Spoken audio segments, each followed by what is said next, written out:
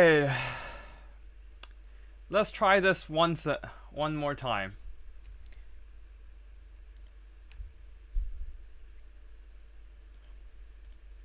Not sure if this will work or how long it will work, but if this fails again, then we are totally shutting it for the night and calling it a day. But let's see what we can do. Anyways, I'm gonna cast some replays sent in by other players, as the tournament has been going on for quite a while. And yeah, let's see if we can actually get through tonight. But yeah, sorry about earlier, because the internet just collapsed for some reason. Seems like we're getting it back for now, but not sure how long it's gonna last. So let's treasure this little short moment here, and yeah, we'll see what happens. And first of all, let's just cast some. Oh, actually, let me just quickly reply to Phoenix King, as we have already played our game, and I was very handily defeated.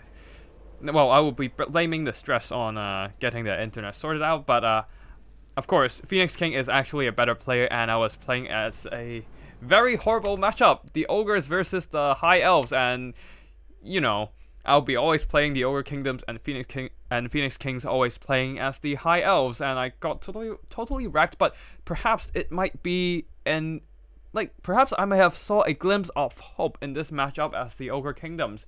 After we downloaded some replay files, I'll be jumping straight into combat. Just give me a half a minute.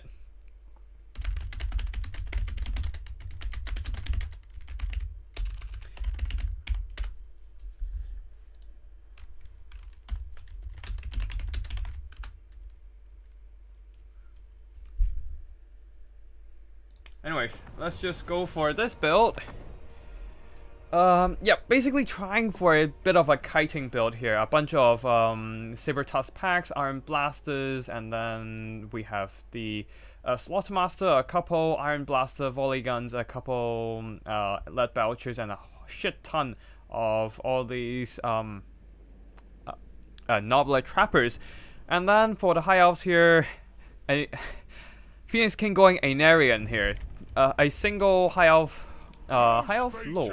prince with a couple nobles supporting, and then a whole bunch of Loath Sea God in the front line. Great for fighting in melee with their spears, and also for shooting me up with all those arrow fire. Now, I'll be opening up with the iron blaster. Okay, also a big mistake on my part. I forgot to bring any magic, so well, no more magic on me. So let's see what happens here.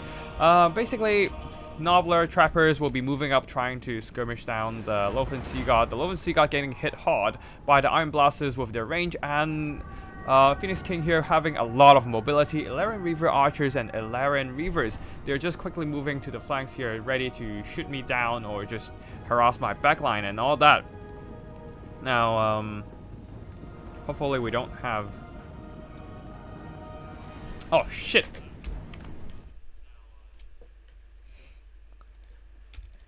Well, guess I'm very not prepared. Anyways, sorry about that. Yeah. Illyrian Reavers moving on to the flanks here. I will be trying to intercept them with the Saber Tusk pack, but this allows Phoenix King to do a little bit of sandwiching with the Illyrian Reavers, Anarian, and the Double Noble also closing in, and these Saber Tusk packs are pretty much gone. Ogre Bulls and Saber Tusk packs charging in. They will be overrunning a bunch of Illyrian. They will be trying to do some damage to all these Reavers here, but unfortunately the hero squad might be a bit too much for them. Nobblers in the front line slowing down the advance of Loath Sea God to protect the back line here, as the Illyrian Reavers are just rushing in. I'll be shooting with the lead belchers here, and they are very effective against the cavalry actually. The double iron blasters are firing, but the main target here, the Fireborn and all these Reaver archers, are just not exactly in sight, being blocked originally by the tree line and the hilltop. Yeah.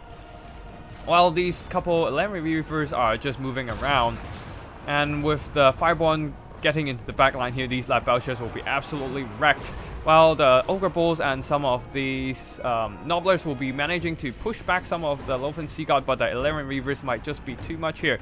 Yeah, Ogre Bulls charging into the weakened Loath Sea God, breaking them, but then there's still a lot of Loath Sea God left, and over here the Ogre Bulls are taking a damage from the Illyrian Reavers and the triple character melee squad of the High Elves. And at the back here, Reaver Archers charging into combat as well, sandwiching all these Saber Tusk packs, quickly routing them. I'll be opening fire with the Iron Blasters, trying to chip away as many models of these Fireborn as I can. Also, they do have the Armor Sundering, meaning that they can weaken the armor on the Fireborn to 80, allow the Nobler Trappers to do a slight bit more damage to them, if not a lot of damage. Also, Lead Belchers being spaced out across the battlefield will continue to fire, and their missiles, having great armor-piercing strength, will do some massive damage, basically nuking the Fireborn here. But their leadership is absolutely solid here, being tied down by the Ogre Bulls. They will definitely kill them, but that also buys me time for the Lead Belchers and Iron Blasters to shoot. Now also Nobler Trappers also firing into the fray, but they will receive a rear charge from the Illyrian Reaver Archers, so well, goodbye Noblers. And in the front line, Lofen Seagull being tied down by Nobler Trappers, or Lofen Seagull charging into the Nobler Trappers. I'm not quite sure what happened there. While the Ogre Bulls are taking a lot of damage from the combination of Lofen Seagull fire and Lofen Seagull melee attacks. And then the triple character squad, Ainarian with his double noble support, charging straight into the Ogre Bulls. The light armor on these Ogres will mean that they take massive damage in the impact. And on the side here, Fireborn, I was actually managing to chip away the health of Fireborn pretty darn well. Let's see, yeah, but the Fireborn is just having solid leadership, still fighting. Lead Belchers trying to shoot whatever they can here. Theoretically, their ammo can kill everything on the battlefield, except perhaps the 3 single entity squad here. But the thing is, there's no more melee units to protect them. Point blank fire is quite useful in just knocking down, doing massive damage to all these Illyrian Reavers, Archers, but the problem is that, a single charge will be able to do some nasty damage on these guys. But with the formation right here, Lead Belchers lined up, and the Illyrian Reaver Archers stuck onto the Lead Belcher dust, that means the Iron Blaster can fire straight down the flanks, blasting away, blowing away a bunch of models of these poor skirmishing cavalry. Also, viewers, if the frame rate starts spiking again, or the lag starts spiking again, let me know. That might be the sign of we should stop the stream. Anyways, triple high elf character jumps onto Iron Blaster, quickly knocks it out. Look at how quick the damage is dealt to the Iron Blaster cannon. Like, it doesn't, like, for an artillery model, it has absolutely solid HP, but a single charge from these 3 characters and it's gone. Also, Fireborn still fighting, being elites among elites. Their leadership is just it's really no joke here. This member is slowing down their charge, but it's already too late. They are into the melee combat, and it doesn't need their movement speed again. And yeah, Fireborn absolutely wrecked. And I mean, the Fireborn are still taking damage, and but the Lead Belchers are absolutely wrecked instead. Anyways, let us fast forward here as the Iron Blaster trying to fire last few volleys here, but army losses is hit. And yeah, that's the end of our first game here, getting wrecked by the High Elves, the classic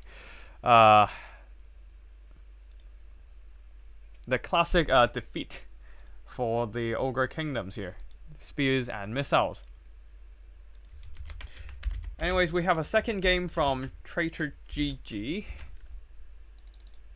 Let's quickly download the replays, and we can just skip all those waiting times and go straight into combat. Especially, we don't have to wait for tournament. Especially we don't have to wait for the tournament picks. Now, second game. And I totally forgot to post my stream link, but that shouldn't be too much of an issue right now. It's safe to say I am a bit busy casting at this point. Anyways,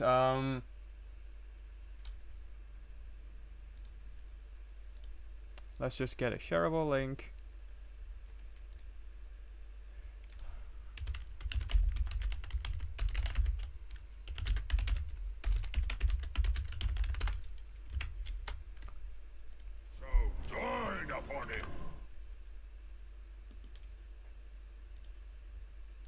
And okay. First battle here. Going for a Nurgle versus Ogre fight. Honestly, I think that the Ogre Kingdoms had an edge on this matchup here, since they have so much missiles, and the Nurgle army struggles to kill large monsters, usually. They lack anti-large after all. Now, army builds, front line of Nobblers mixed in with Trappers. Absolutely adoring this build here with all these Nobblers. At the back, Lead Belchers, solid pick as well, as you need those missiles. And then a bunch of Ogre Bulls for extra bodies and mass to pin in enemy targets. At the back here, Saber Tusk Packs and a single Sky Striders. This is probably the only Crusher unit I actually like, as they do have that missile resistance that mitigate the biggest weakness of these Sky Striders Crusher unit.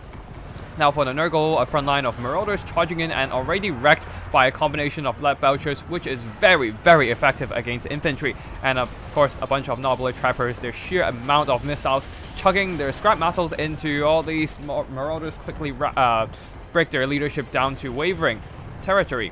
On the left here, Chaos Warriors charging in and also Chaos Knights. The Ogre Bulls are here to intercept, as well as all these Saber Tusk Packs and Sky Striders.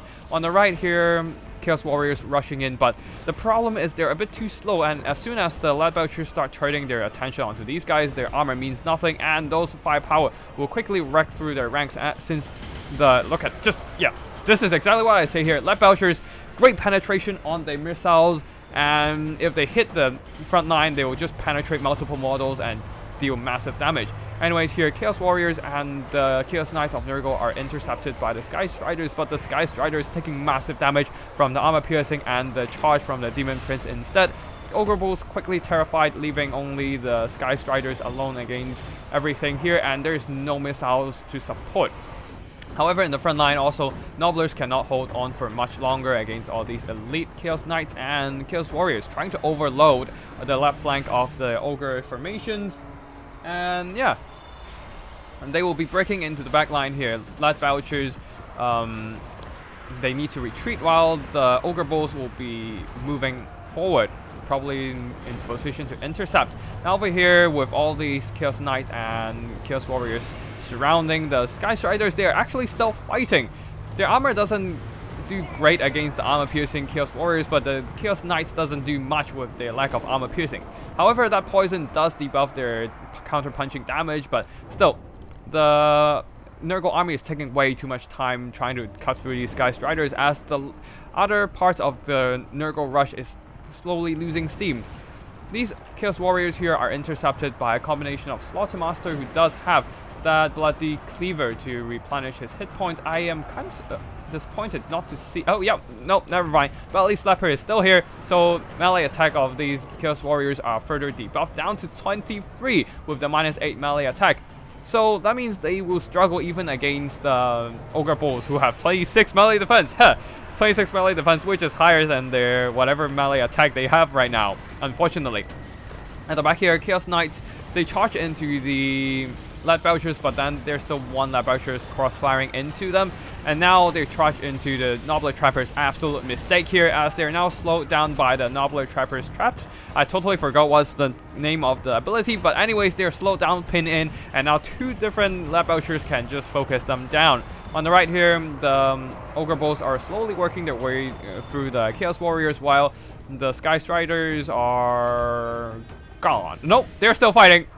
Almost at heal cap right now due to their solid combat stats, and the Chaos Warriors are completely wrecked just by the Sky Striders. 2,100 gold worth of damage, and two different Chaos Knights are extremely depleted. Well, yeah, indeed, Ogres my lord, Mr. Casual. Yeah, this is Ogres are winning, and they're winning big. Honestly, I think Ogre as a faction is very underestimated. They have some solid tools, especially their missile plays. They're more of a box faction despite having a bunch of solid monsters, because of how good their missiles simply are, and the extensive amount of chaff available on their roster. Nobblers, Nobbler Trappers, and then a bunch of dirt cheap Ogre Bulls and whatnot. Yeah, they're winning right now. They're certainly winning. Anyways, let us fast forward here as the Nurgle army simply lack the... Yeah, they simply lack the options to win in this fight. Everything can be shot down by crossfire and whatnot. Even if they get their their Nurgle Prince onto one of the Lab Belchers, the other two can keep firing in. There are more bodies than the Nurgle can chill through, and I don't want to say that Nurgle is a dinner, but it seems that the ogres indeed are eating rotten flesh for dinner. Anyways, that's it for the second game cast. Let's see if anyone else has sent in their replays. And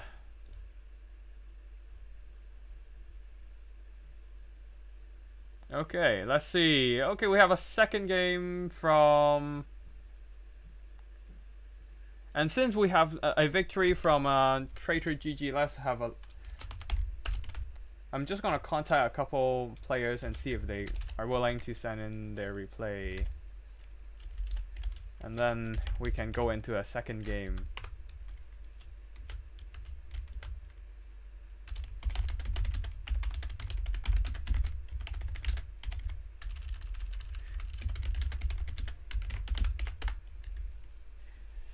But yeah, good thing we're somehow the internet's back up again.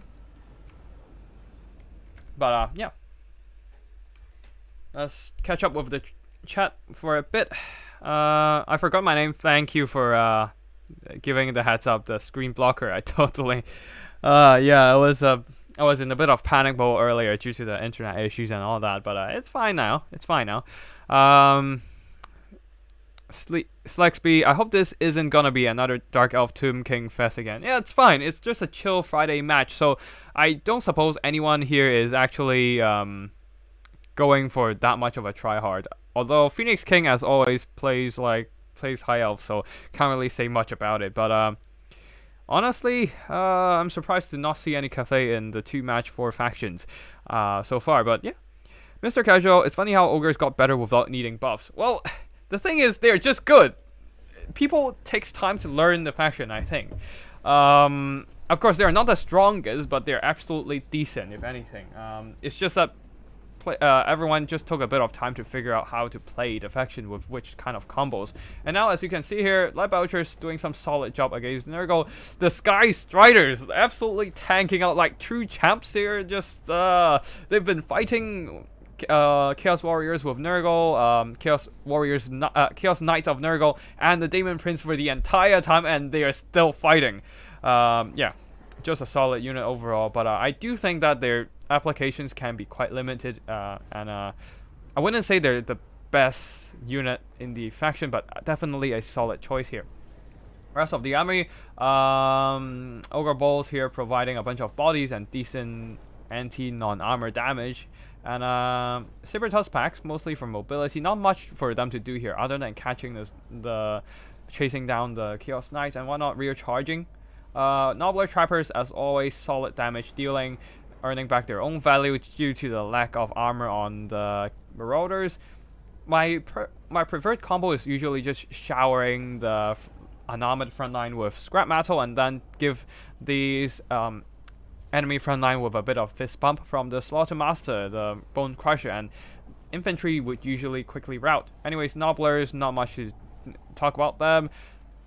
Chaos Knights of Nurgle, not exactly the greatest unit, honestly. Very slow, not the greatest offensive stats, which you would want for your cavalry, especially heavy cavalry. So, not a lot of damage. And then Chaos Warriors, this one does some solid damage, probably the one fighting through the Sky Strider the whole damn time, but the others not so much. Not exactly the greatest target to fight, especially against Ogre Kingdoms. You don't want to bring heavy infantry because of how good the Lab Belchers can be against any kind of densely packed infantry, really. Now, I don't think Race and John Silver sent me any replays, but Traitor GG does send me a second game, since he did. Yep.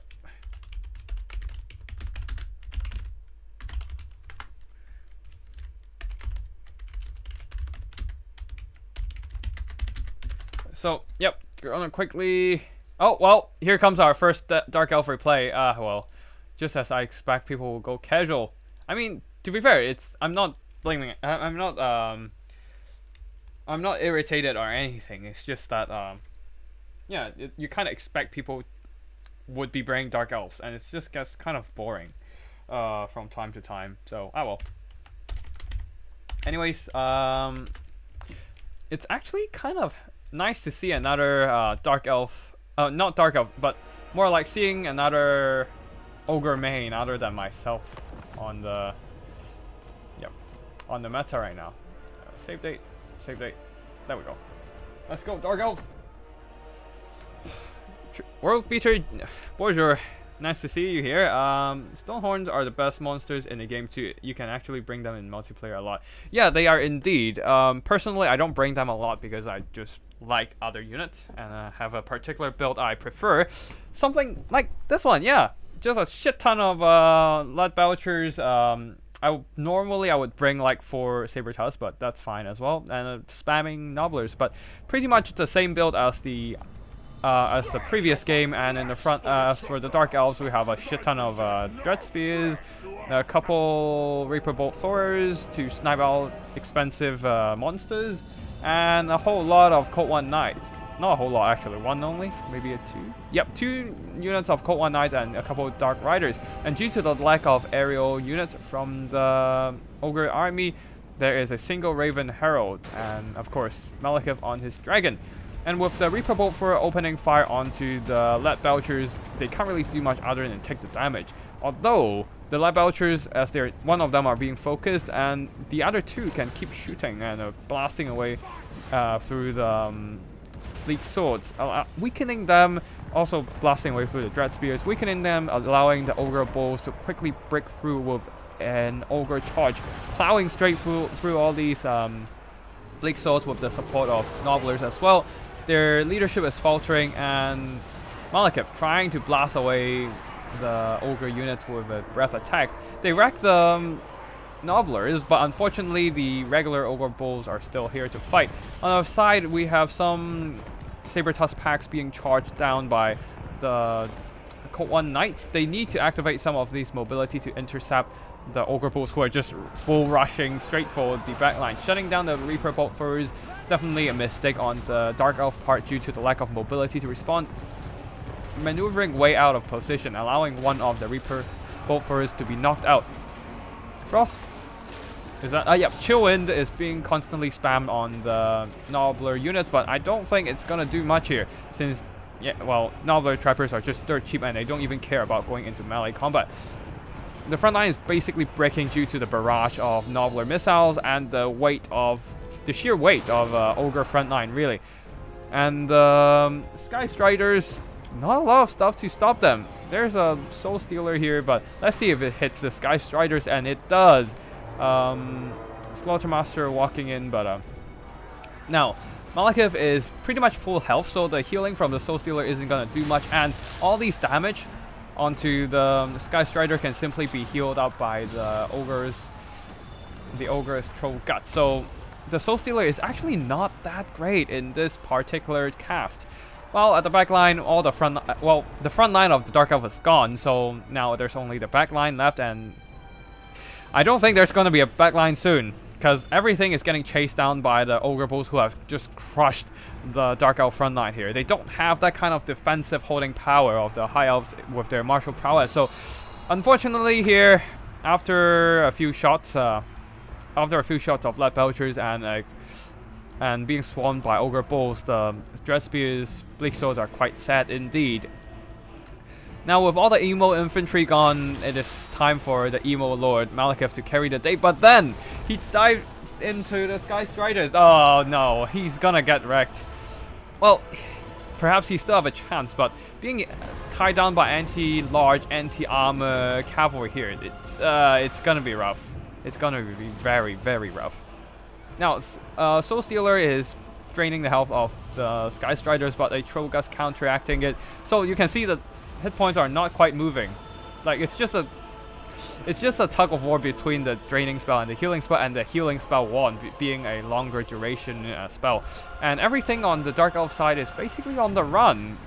the balance of power is held up by basically all these Koan Knights, Malekith, and the Master here. And everything else, not looking too great here. Nobler Trappers pinning down the Koan Knights, and the Lead Belchers are firing in. And as you can see here, the armor-piercing firepower should do some decent damage onto the Koan Knight. While Malekith just struggles to push through all these masks. He needs to pull out soon, and he basically needs to pull out as soon as possible. And oh god, the Sky Striders are back to full health, almost at least. But the problem is Malekith is still not able to pull out, and even if he tries to do so, the Saber Tusks are always here to just jump onto him and stop him from moving away. Finally, Koan Knights are decided that they need to fight the Sky Striders here, but the Saber Tusks are also here to support, adding in more bodies into this fight. And look at the Lead Belchers firing in. And the Dark Riders as well as the Koan Knights will suffer massive losses. Finally, Malekith decides to pull it away, but Frostbite is slowing him down for sure, downing his speed down to 54, allowing the Sky Striders and whatever in the vicinity to easily catch up, shattering and hitting army losses for the Dark Elves. And yeah, Ogres winning a second time in tonight. As you can see here, Sky Striders, oh god, 3,500 gold worth of damage. Maybe I should give these guys a go, because usually I just bring a bunch of man-eaters with great weapons, because they're just so good with their immune to psychology, anti-lock, and armor piercing. But it seems that I need to give Sky Striders a go. They didn't get buffed for sure, but for some reason they're just good.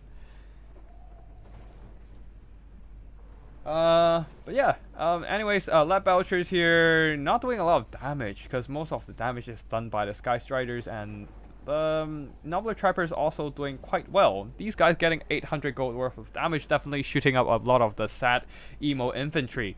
And Slaughtermaster mostly there for healing, just almost heal capping the Sky Striders. I didn't quite see how much they healed.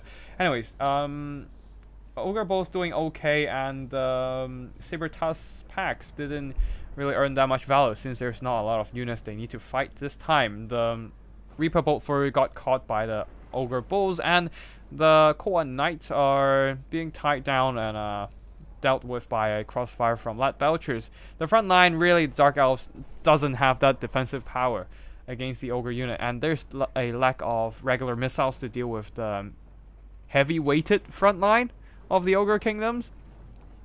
Malekith suffered massive damage at the hands of all the Sky Striders, and I'm happy to see the Ogres doing wonders here.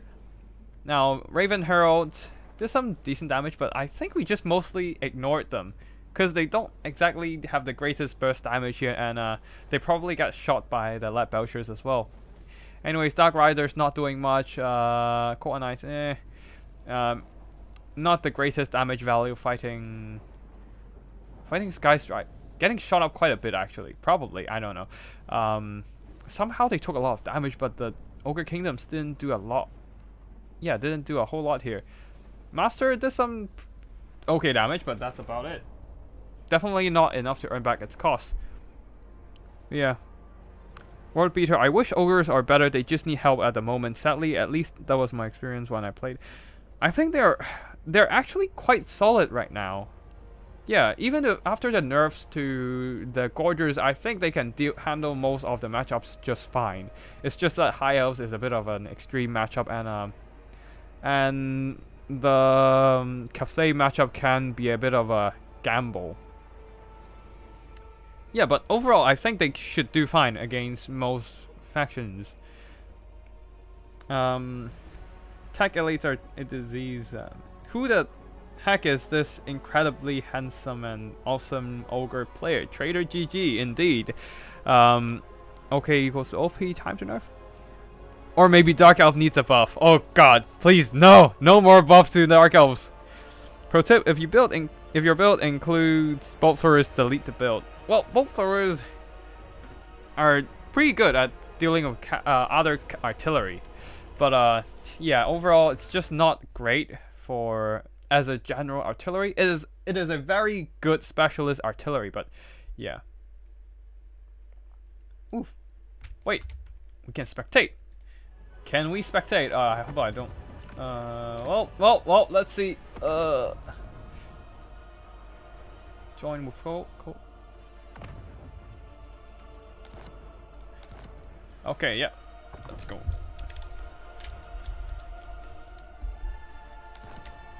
And Phoenix King, if you're watching, can you please send me the replay? Oh, nobody see anything here. Nobody see anything. But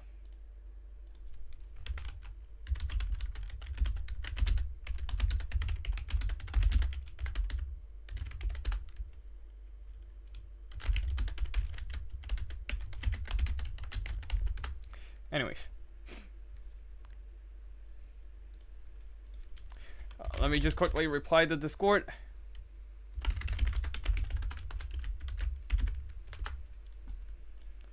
And we'll witness these two players.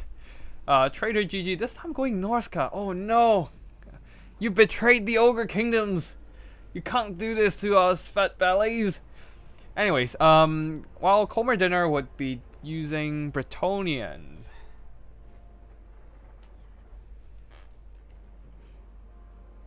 Oh, welcome back, Doomsage, and yes, we are back for now. I don't know how long we can be back, but let's try to keep this run going as long as we can. Ogre is good into Dark Elves? I don't know, and I honestly, wait, no? Huh. Skavens, huh? Oh god. Definitely a meta pick there. I'm not sure. I think Norskans into Skaven is actually decent with their rush abilities. Let's see. It's been a while since I played actively in competitive multiplayer scenes, so like I'm not quite familiar with like the style of each player. I know Stride Games is great at rushing, but other than that, Phoenix King loves his elves, and other than that, I'm not quite sure about like general styles of each player.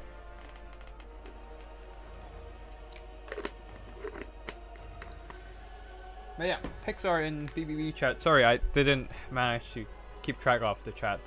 But yeah, it's just kind of busy dealing with the internet situation earlier, CoolUmbrella. But yeah, thanks for hosting this game, CoolUmbrella. Definitely a great fun action for everyone tonight. Yeah,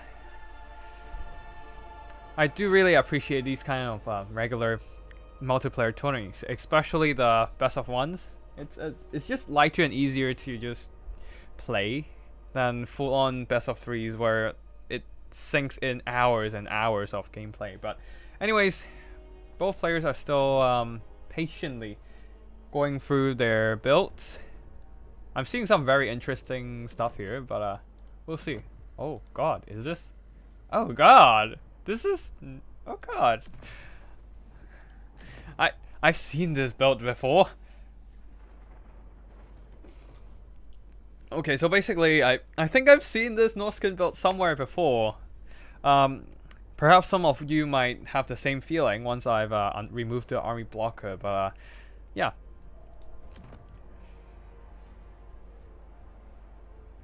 And let's see.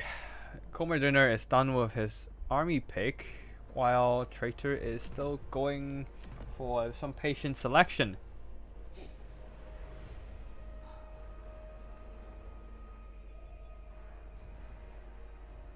Oh, this is game 2. Oh, I guess I'll have to ask game. I'll have to ask Traitor GG for another replay afterwards. Oh, seems like we're going in. Army blocker. At this point, I don't feel like the need to keep the army blocker up anymore, but.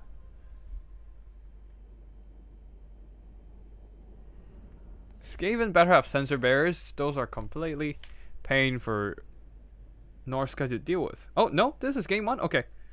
Oh, next is Warriors of Chaos versus Ogres. Let's go! Yes, more Ogre Kingdoms. But I think it's gonna be a similar kind of build as before. We'll see. Anywho's.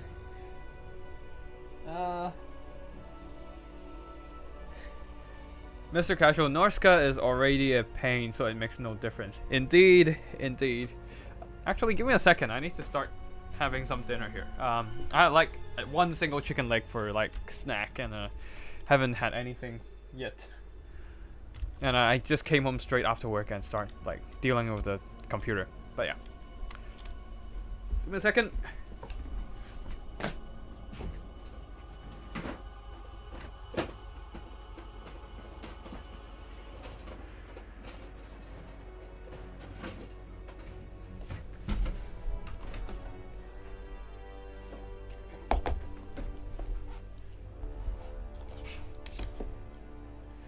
Alright, got myself a salad and we can eat that during like the break.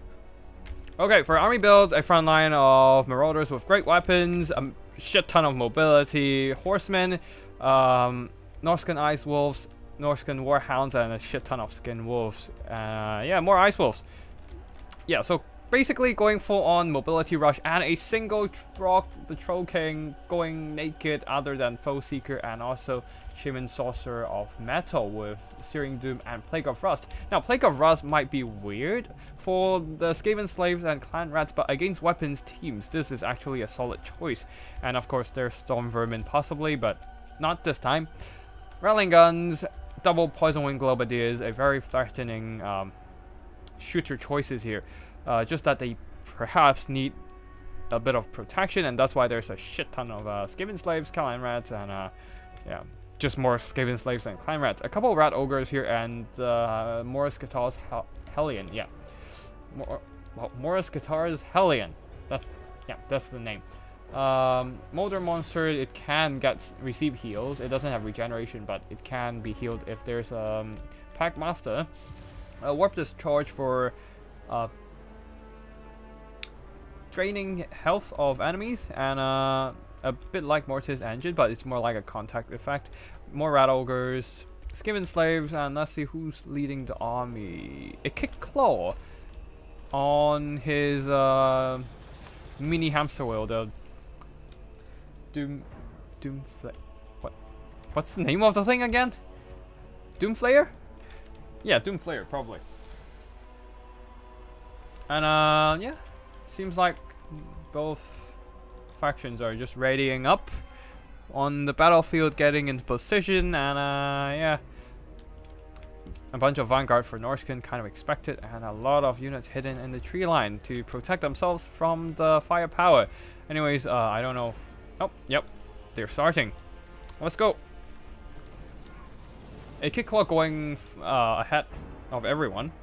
What did he bring? Let me see.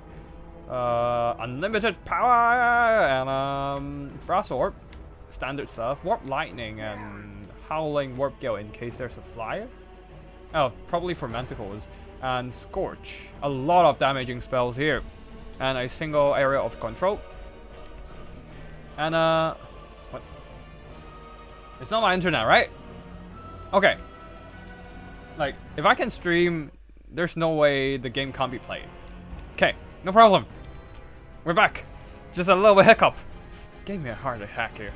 Anyways, a bunch of Norscan Warhounds moving onto the flank here, but already getting shot by the Nazi Boobos, while a Kick Claw going straight into the melee combat, but he might want to be careful here because the Ice Wolves are here and their Frostbite will be slowing him down.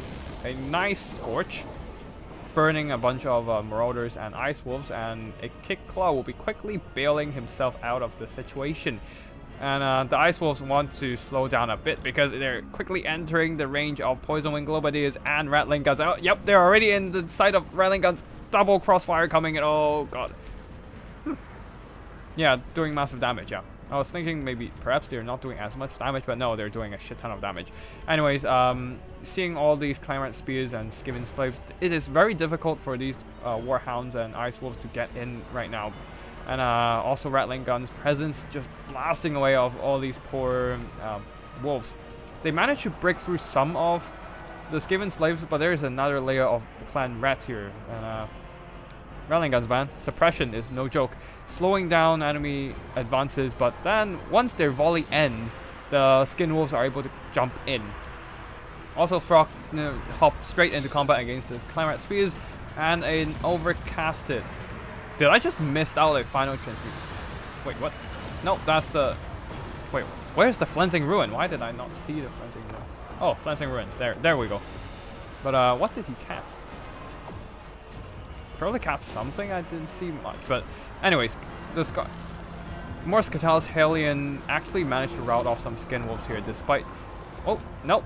Just terrified them for a slight bit and then they're quickly back onto track. Keep fighting. More Skin Wolves overloading this entire right flank. But the left flank is a complete bust for the Norskins here. All of the units being beaten back by the Rattling guns, sheer firepower. And there's a lack of threat to the...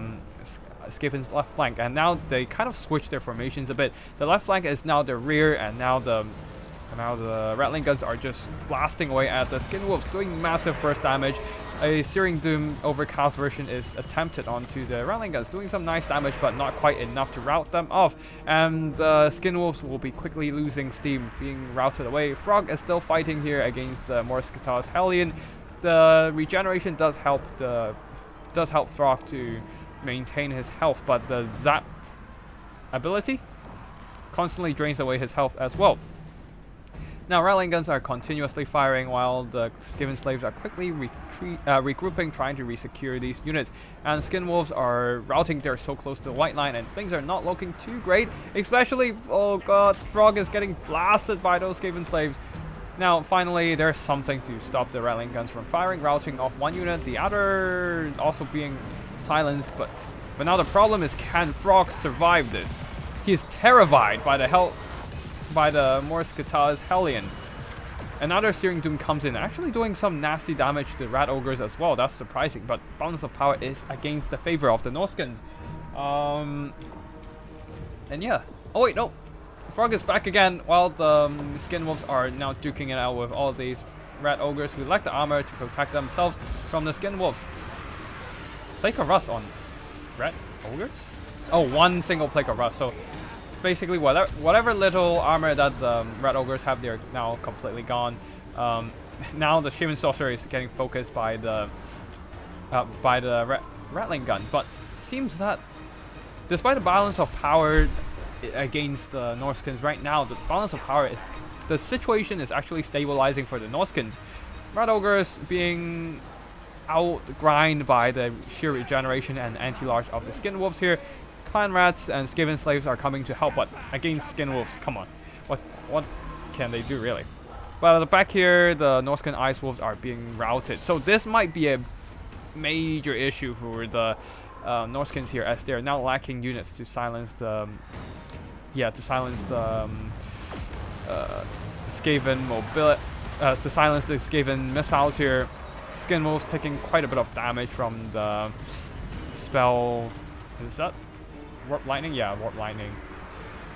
It actually has some high concentrated damage and can be decent against like cavalry and monsters as well. Far side, some Skin Wolves needs to be regrouped, and Marauder with great weapons will be charging straight into the closest Skaven unit, trying to squeeze out as much value as possible. There are still some Rattling guns trying to shoot here, going point blank on Frog, and also Natty Bubos now resecured on the far flank here. And nothing really can threaten them anymore. Morskatalis Hellion on the verge of routing, but barely regrouped in front of the white line. If there's anything go against him right now, he's gonna be routed once and for all. But unfortunately for Norskins though, they are just lacking units. More Searing Doom is dropped and Skin Wolves charging straight into the Poison Wing Globadiers, but there's just a lot of units on the field. And Natty Bubos, with nothing to threaten anymore, will continuously blast away any Norskin units, and their DPS is not gonna be not gonna be matched by the regeneration, unfortunately. So the Skin Wolves are not enjoying themselves at all. They do have a bit of physical resistance, but yeah, and somehow Natty Bubos aren't exactly magic ammo. So thankfully, Skin Wolves regrouped, but now a couple volleys are probably gonna finish them off if the Natty Buboes are switching targets, just like how they finish off all these Skin Wolves, leaving Frog against the world here. But finally, the Skin Wolves are almost there. Yep, getting a charge order straight into the Natty Buboes. Their charge impact damage should do decent against the Natty Buboes, and the regeneration should help them sustain in combat. But the problem is these Poison Wing Globadiers getting over 145 kills, over 1,600 gold worth of damage. My god, what have they done? The Poison Wind is still very, very strong, even after the nerf. Is that really a nerf? Or is it just a minor adjustment at that point? But yeah, anyways. 550 gold. Seriously. Why is this so overtuned? One of the most broken units, really. But anyways, the Skin Wolves will be shattered as they have routed one too many times.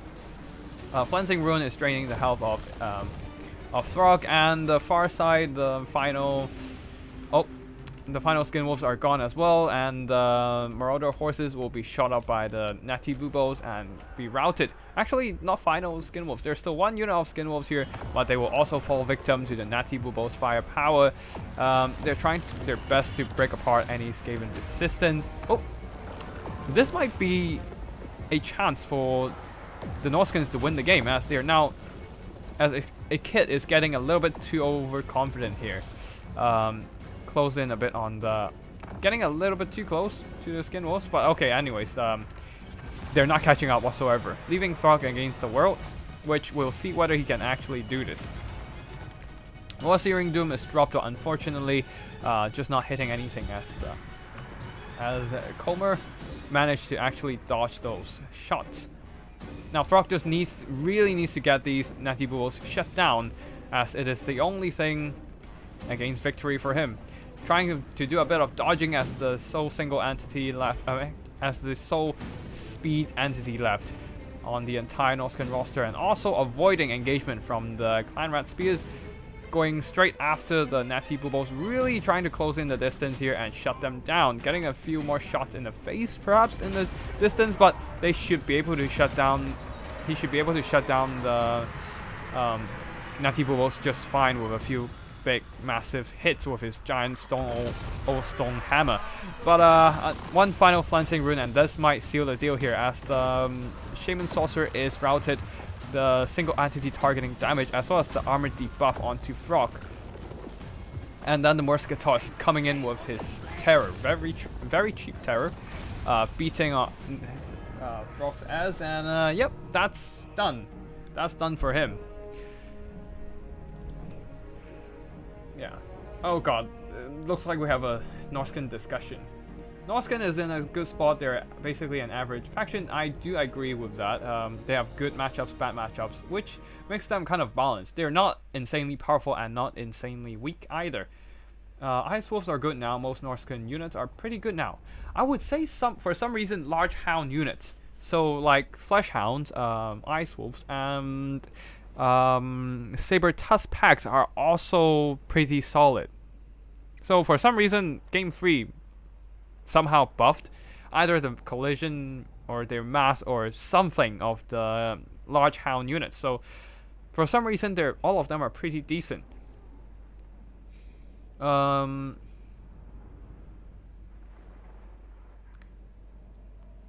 yeah, yeah, no, Mr. Casual, they're no longer a meme. Strike game, I like Manti in this matchup, need to shut globes down. Single unit of Ice Wolves can kill a click kit. Can they? Never did the test, but we can try. Anyone interested can try to do it and let everyone know. Ice Wolves are good now. Most Norscan units are pretty good now. Why pick Frog though? He's actually pretty decent if you're expecting monsters. So, you know, regeneration and yeah, mostly the regeneration and anti-large and anti-armor. A generic Lord with wider build would be nice, probably, very possibly so. But yeah, this is why I get the crown, love the crown for late game with the Frog. That might have made a slight difference here, but I don't know. the Skavens just have too many units left for Rock to tank it out, really, even with the regeneration. Anyways, army performances. Skinwolf's doing some solid job here. The Hounds, this one gets shot up, blasted away by the Netty Boobos or the Rattling Guns. And the Ice Wolves, they got a lot of kills, but getting blasted really, and not really doing much here. Same goes for the Marauder Horses, probably more Warhounds was needed. And Marauders, not much to say. Frog did some solid damage, so did the Shaman Sorcerer of Metal. It kicked Claude, massive damage with all the damaging spells and items. Of course, Natty Boobos and the Rattling Guns did some solid job here, and this one not so much being crushed by the Skinwolves. Rat Ogres, disgusting. Poison Wing Globadier is one of the most OP units in the entire game, not because they can actually carry games on their backs, and also because of their dirt cheap cost. Due to their dirt cheap cost and the combination of poison wind effects still being rather OP. Clan Rats and Skaven Slaves, not really much to say about them. Like, they're dirt cheap. Don't expect much from them. Anyways, Army Blocker back on. Let's see. Warriors of Chaos versus Ogre Kingdoms, and I'll be having part of my dinner here. Well, everything. Comer Dinner is still picking his army.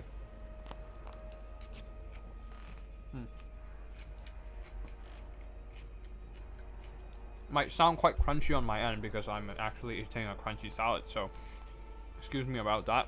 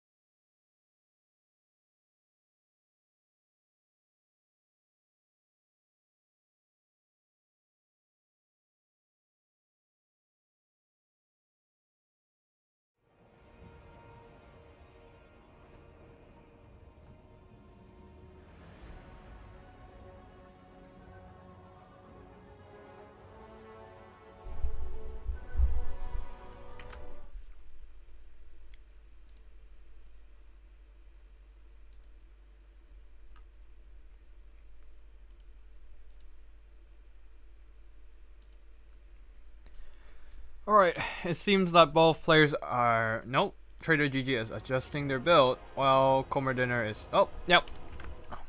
Everything's ready. Crunch and no crunch is both 50-50, so I'll just get a bit of crunch. Maybe. Yeah, just a bit. Just a bit. Anyways. Alright, we're back in the game. And, oh god. Normally I would say this build, like this fight is, Ogre favorite, but with the particular builds that both players brought, I'm not quite sure now.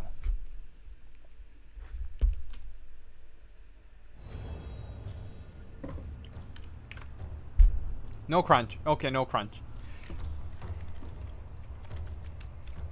No worries. I will be muting when I'm eating anyway, so. Oh, I'm disappointed. We can't make crunch ASMR a thing now. Okay. Okay.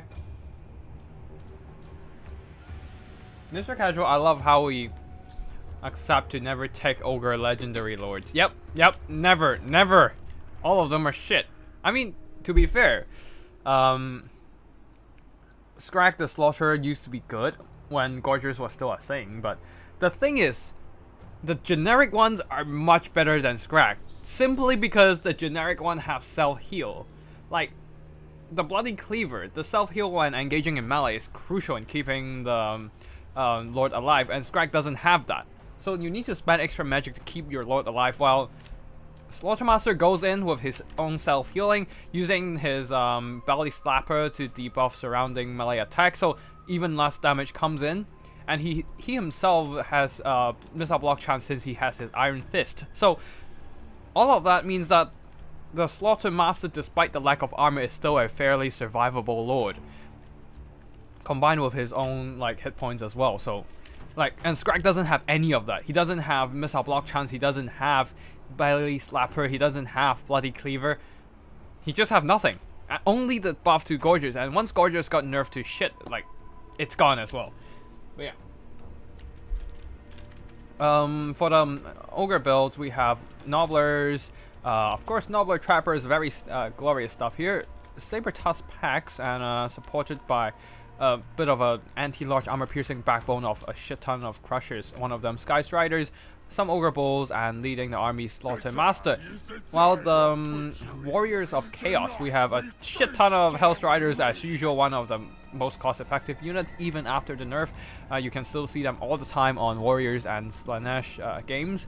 And a mixture of anti-large infantry here, Marauders of Slanesh with spears and regular Chaos Warriors. And at the back, the Severed Claw, elite status, anti-large, anti-armor, aspiring champions. Normally I would just spam about 3 different free lead vouchers and just shoot up everything here, but it seems that, well, Trader GG isn't going for any of that. Bone Crusher is still here though, so these infantry needs to be careful of getting shot up. Now, over here, Hellstriders are already being caught somehow. Not sure how, but probably a lapse in micro here. Being caught by, a bit by the... oh, they probably tried charging into the Saber Tusk packs, but now the counter charge of Saber Tusk and the threat of Crushers means that they need to retreat. Same goes for here. Tried a bit of charging and retreat a little bit too late, taking a lot of unnecessary damage to a cheaper mobility. And yeah, the front lines are coming in, and without any oh, bit of shades coming. Oh god, no, back up, no. Okay, they're dead. Anyways, Nobblers firing in. They need to crossfire some of these first before yeah, they need that crossfire. And Bone Crusher needs to be they need Bone Crusher and the crossfire soon, but a quick terror out from the Bellicor as well as the Chaos Pharaoh Manticore. Over here, Striders charging straight in, Crushers charging into Hellstriders, and yep, Crushers are winning. Anti-large, heavy armor, even with the anti-large on the Hellstriders, you're not gonna like this at all. And more Hellstriders are pouring into that engagement, but there's also more Saber Tusk packs coming in to support, and you can see how quickly the Hellstriders died. Now in the front line here, Nobblers, they actually are yeah, they're just getting quickly crushed by a combination of Chaos Warriors and Marauders, and they need those Bone Crushers soon, really. Anyways, Crushers are coming in to charge down a whole bunch of Hellstriders. I'm hearing some spells, but where? I'm hearing some effects, but anyways, Nobblers quickly getting broken, kind of expected. Severed Claw, as always, a solid melee unit, they are trying to get their hands on the Slaughtermaster, and they will. Seems like, yep, surrounding him quite a bit. He can survive for a short time, but you can see how quickly his health goes down due to the 90 plus anti-large weapon strength.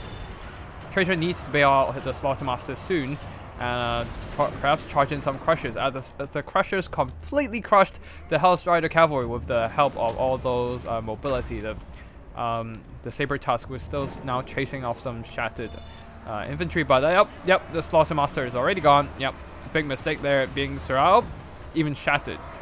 So it's gonna be the Crushers trying to cycle charge everything, and making this a lot closer than it would have been. And here comes the Crushers, going straight for the rear of all these Chaos Warriors. Now, Dismember is still in effect, so effectively stopping any mobility from getting out of this kind of position, especially, oh god, Be'lakor being hit by the Frost effect and also Frostbite and slowed by Dismember. He is being pinned, but the Chaos Warriors are doing massive damage to the Crushers here. And Sky Strider's not exactly getting those attacks they need to shut down Be'lakor. And Be'lakor will be extracting himself out of the engagement. A little bit of shades, but not exactly doing much other than nuking some of those Nobblers. Sky Strider is still catching Be'lakor, but Be'lakor is just doesn't care. He's just chatting through all this stuff, and Seventh Claw is very close for support, forcing the Sky Striders to retreat before they receive any more damage. And you can see that the Sky Striders and the Crushers are all rather low in terms of HP. Losing that Slaughtermaster might have caused Trader GG this game, and in turn, perhaps the match as well. We shall see. Saber Tusk charging and running down the Marauders and a bunch of Nobblers. A whole bunch of Nobbler Trappers still shooting at the Chaos Warriors. I do think that not bringing Lead Belchers is a massive mistake, because the Crushers could have... You can spend one Crusher unit to contain Be'lakor if he dives down, and perhaps like you don't need 3 units of Lead Belchers, but 2 Lead Belchers is probably enough to deal with a bunch of Chaos Warriors, because all you need is to shoot up the Chaos Warriors and using perhaps 1 Crusher unit to contain Be'lakor. Normally I just bring Man-Eaters with great weapons, really, and then spam a shit ton of Saber Tusk to basically 1v1 all those Hellstriders and send in those Man-Eaters for support. That's how I would approach this matchup anyways, but right now, Crusher's getting absolutely wrecked in combat by the Severed Claw and Halberd Cavalry. Sky Strider's getting healed up quite well by the Butcher ability. But the problem is that there's a lack of infantry support for them, and look at how quickly they died. Because, well, Be'lakor is sure as hell charging up his blade. Let me see, where is this blade weapon item? Did he not bring the blade? Shadow Shroud, Lord of Torment. Nope. Wait, what? You brought Be'lakor but didn't bring the blade. Okay, that's a bit weird. But anyways, all these Sky Striders, Crushers are all just taking massive damage. Oh wait, no. Oh yeah, but anyways, the Sky Striders are just taking massive damage. Each strike of Be'lakor is just taking a huge chunk of their health, and the Savage Claw also being an absolutely solid melee infantry here. And also being an actual infantry unit. Infantry size, eh? Oh wait, no, not these guys. Sever Claw. Yep, infantry sized, despite being way larger than regular infantry would be. Like, yeah, they're almost like ogre height at that point, but ah well. Either ways, the Severed Claw will be holding in combat here. Cycle Charge is attempted onto them, but Be'lakor is holding in here, and a lot of the supporting items for the Ogre Kingdoms are losing. Now, it's weird to say that, but the Nobblers might be the best bet to take down Be'lakor, simply because he lacks armor and the sheer amount of firepower from the Nobblers might do some decent damage against Be'lakor. And they don't get counterpunch if they don't get in melee, right? But the Severed Claw is still a thing. And then there's one forgotten pro Manticore here chasing down all these Nobblers all the way on the side of the map, but Be'lakor seems to be having everything in control. A massive, massive Pit of Shades dumped straight down into the blob here. And yep, done. There's not much the Ogres can do at this point. Mr. Casual, Ogres Cav is so satisfying. Yep, indeed. They are a rather neat... oh shit, I should have saved. Ah well. Ah well. Anyways. Let me just quickly find the replay and see if I can save this. Because I totally forgot the first game to save.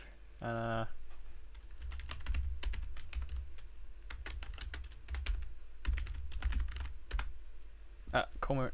Yeah, anyways. Well. Let me just save this. Okay, versus WOC. Yep, that's fine. Okay.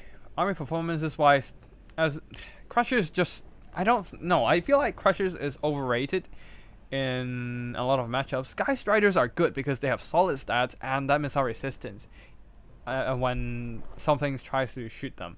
But Crushers not so much. They don't have the stats and they get downed easily by missiles.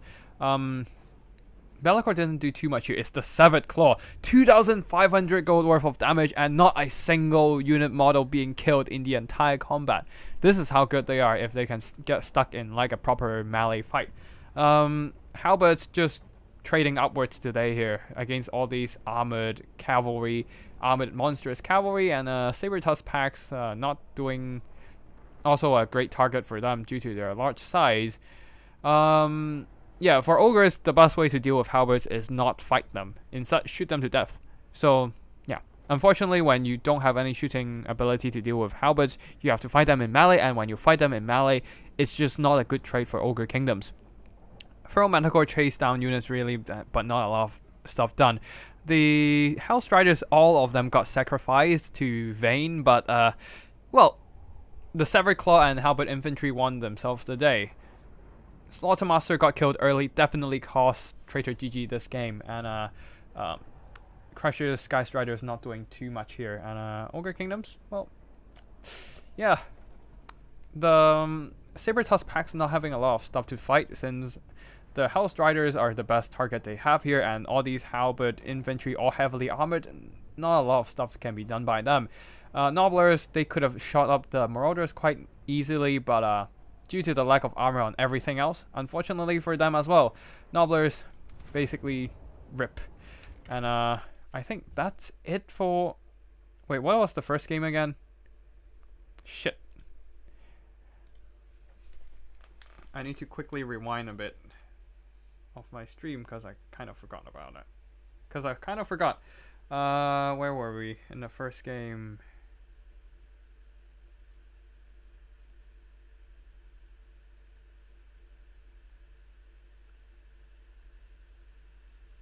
Okay, that's the Ogre game.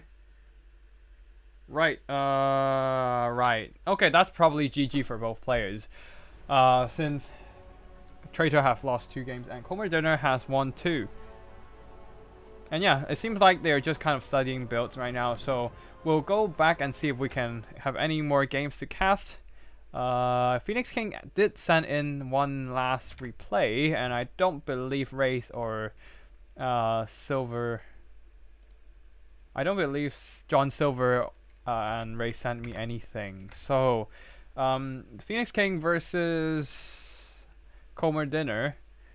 Now, of course, we know who won, but it's the process that matters. We need to know how they won. Let me just go back. But yeah, Comer Dinner, congratulations. You'll be winning this this Friday's tournament. And yeah. Let me just quickly download the games and we can get the One final replay on the road. Interesting. For this matchup, let me just quickly mark it. Okay, there we go.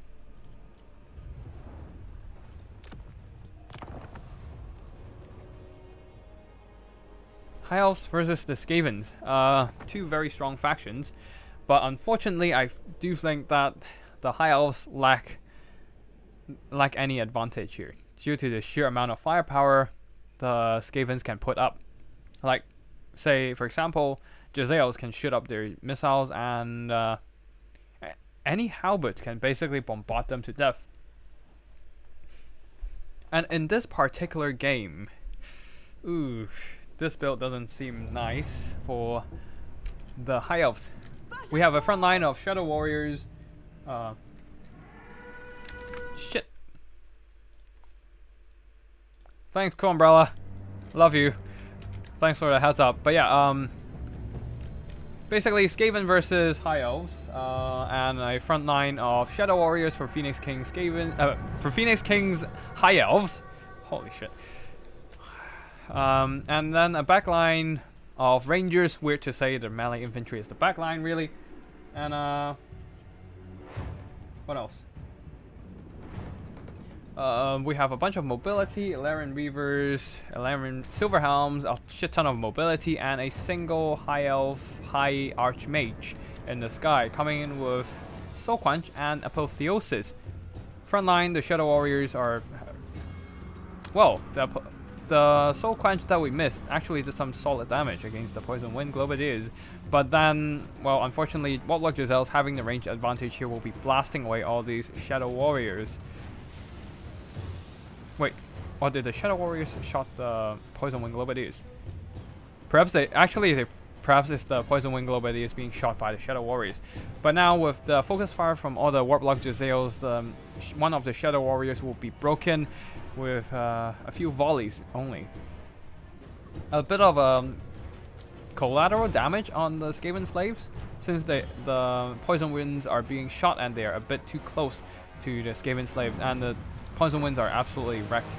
But the thing is, there's nothing to shut down the Warlock Jezzails, which is a significant issue for the High Elves here, since they are just blasting away all these Shadow Warriors.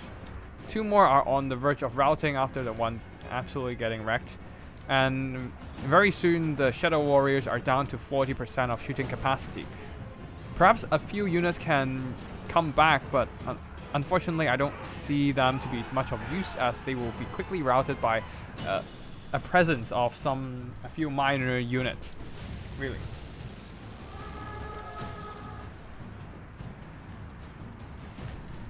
Anyways, yeah.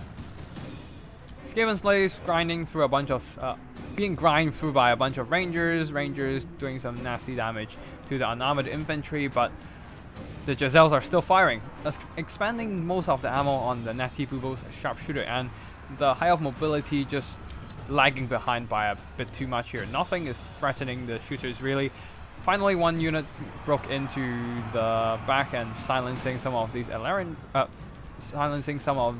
Poison Wind Globadiers here, and the High Elf Archmage needs to drop more Soul Quench, perhaps onto the Poison Wind Globadiers. Like, I don't know. Probably get like a side shot straight and down the line on the Poison Wind or something, because they are doing some nasty damage against the Rangers, who are now pinned down by the Council God. Silverhelms circling around, going after the Red Ogres, but they really need to start silencing the shooters sometime soon. Rangers are still cutting through Pirate Spears, but the problem is with so many numbers of the Skaven infantry, the Rangers will take a bit of time to cut through them. And this buys time for Skaven to do some other shenanigans, like scorching the Rangers here and blasting away the Rangers over here. There's still a bunch of mobility on the field, but there's just too much Skaven infantry to screen them away. Now over here, Shadow Warriors, they're threatened by the Clamorous Spears, who are just pushing straight for them, quickly routed. The Tattered ones, the other Tattered one also routed actually. And Silver Helms, some of these mobility manage to rout off the Red Ogres. Silver Helms needs to circle around. Something needs to silence the Giselles, and they need to silence them now. Unfortunately, though, there's still a whole shit ton of infantry left. Now, the Soul Quench can also be used on the Council Guard, but oh god. The Archmage is jumping in. The Council Guard is also charging inside, trying to pin her in on the ground. We don't know if that's going to be enough to deal with her. Howling Warp Gale. This might be the end of the High Elf army here, as the Council Guard are now surrounding the Archmage. It's still a couple seconds in. A Kick Claw also jumping onto the Archmage here, and she is trapped among a bunch of armor-piercing and anti-large targets. Although, for some reason, they're not doing a lot of attacks, so the Archmage will be going back into the skies, but that also put her into the shooting range of a lot of Poison Wing Globadiers. While the Elarian Reavers, despite being a bit healthier before, they are absolutely blasted away by the Warp Lightning. Now another Soul Quench will be attempted onto the Council Guard, but not exactly the greatest angle here. Concentrated into a small spot, only doing minor damage to the unit, while the Warlock Giselles are quickly routed off by the now shattered Silver Helms. On the far side, Shadow Warriors are still shooting, and Elarian Reavers are running down some tapped clan rats. Hey Parallax, nice to see you here, and thanks for hosting the BBB Season 1 tournament. Loving the action right now, and I'm gonna put out some replays soon. Anyways, Elarian Reavers are rushing in, but look at the damage from the Poison Wind Globadiers. Ugh, absolutely disgusting. How much damage do they have now? 1,160. Yeah, and the High Elves just simply lacks the options to win the game right now. They're not shattering or anything. Army losses isn't quite there, but the only thing holding up the balance of power is the Shadow Warriors and the Soul Archmage. And yeah, that's it.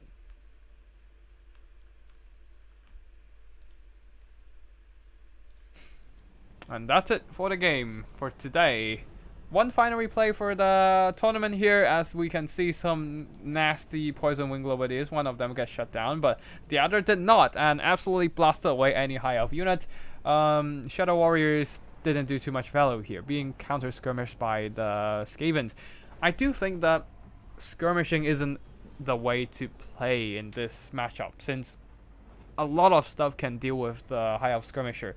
Giselles, they can outrange High Elf missiles other than bolt throwers, and there's also Poison Wind mortars or Avalanche mortars, which will absolutely wreck any and every single skirmishing infantry. But yeah, so like, yeah, High Elf skirmishing, not really the way to go. What else? We have the Rangers here, just spending too much time cutting through chaff. Unfortunately, there's just too much Skaven bodies, and this buys time for the Poison Wing Globadiers to absolutely wreck them, including with the support from Kick Claws, damaging abilities, items, and spells. Elarian Reavers and Silver Helms getting activated a little too late here, probably trying to wait for an opening in the Skaven box, just never got that kind of opening until it is way too late, allowing the Giselles to shoot up a lot longer than they should have been. While the Archmage of High Magic, Soul Quench, not bad. It's just that she can't really do too much in the fight itself. Like, she got caught once by a Kick Claw and the Council Guard, and almost got and just took some massive damage. If she stayed there for a little longer, she's gonna be dead. But what else? Skavens, Natty Bull's Sharpshooter, very cost effective in this fight, just outshooting every single High Elf missile infantry. Council got a solid anchor in the backline, but doesn't exactly have that kind of mobility or damage output to chase down units or punch back. They grind down the Rangers, but that's about it. While most of the heavy lifting were done by the Warlock Giselles, just shooting away at everything and anything they see. Now over here, Red Ogres, not doing honestly not impressed by the damage, but anyways, they're just there for the mass to pin down cavalry. Poison Wing Globadiers, we talked about them. Clan Rats and Skaven Slaves. Do we really need to talk about them? Don't think so. Anyways, Kick Claw did some minor damage, but that's about it. Anyways, GG to every single player played in the tournament here. Sorry about the earlier technical difficulties.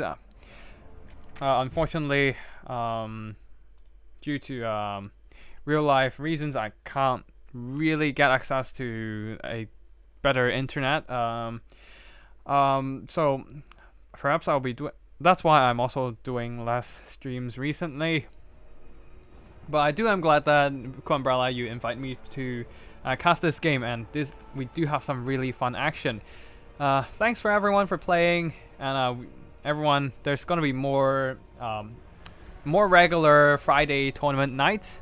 Especially, there's gonna be another one next Friday for the North American time zone. So for the American players or just late European night players, do go and join that. I mean, keep an eye out on the PBB Discord, and yeah, once it announced, or CoolUmbrella will be posting it everywhere anyway. So once it announced, feel free to hop in and get some action going. I assume that is going to be cast by Human Boy Yes.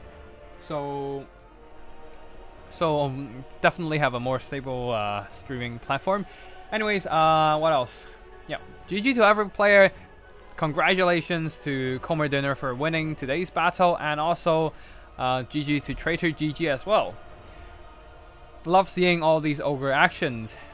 3 ogre games throughout the entire tournament. Damn. Always love to see another ogre main. Anyways, that's it for today's battles. Thank you for watching, and I'll see you in the next one. I'll be doing some more battle replays videos. Especially recently, I have gotten a lot of replays. Not a lot of replays, but there are definitely more replays accessible due to the ongoing BBB Season 1 leak, the Swiss format tournament. Like, over 100 games are played every week, so you're gonna expect some heavy action going. So yeah, I'll be doing things in a slightly newer format as well, trying to condense 5 replays into a few shorter videos.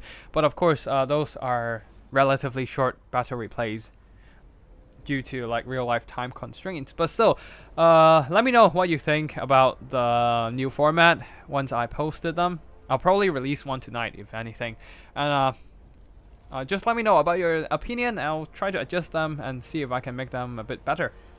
And yeah, that's it for today. Thank you for watching, and I'll see you in the next one. Tactical Lich signing out.